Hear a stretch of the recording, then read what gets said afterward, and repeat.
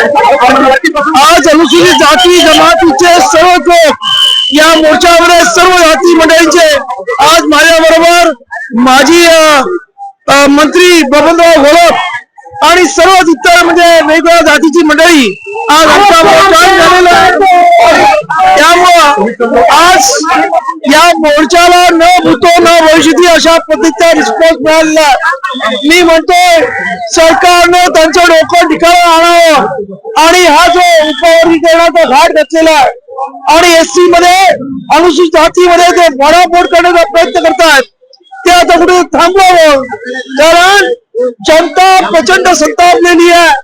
सरकारने तरी सुद्धा करण्याचा प्रयत्न केला तर सरकारला याचा जाब मागितल्याशिवाय जनता राहणार नाही। रस्त्यावरचं आंदोलन याच्या पुढे आम्ही चालू करू।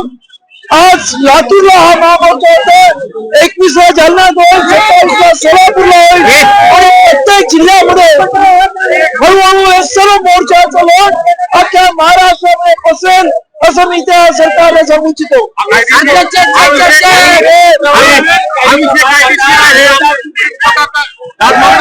सुप्रीम कोर्टाने निर्णय देताना असं म्हटलंय की ते राज्याचं ऐच्छिक आहे, जबरदस्ती नाही आणि इथे कोणी मागणी न करता सरकारने असं उपवर्गीकरण करणं हे म्हणजे अनुसूचित जातीमध्ये असणारी एकी तोडण्याचा प्रयत्न आहे आणि तो आम्ही खपवून घेणार नाही।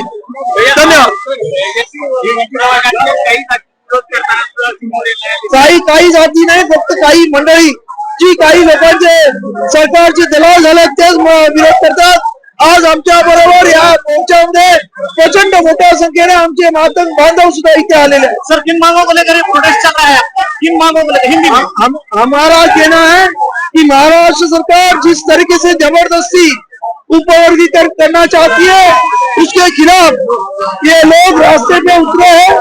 हम चाहते हैं कि सरकार ने जबरदस्ती नहीं करनी चाहिए, नहीं तो इसका सरकार को ये हम इशारा देने के लिए हर जिला में मोर्चा निकाले।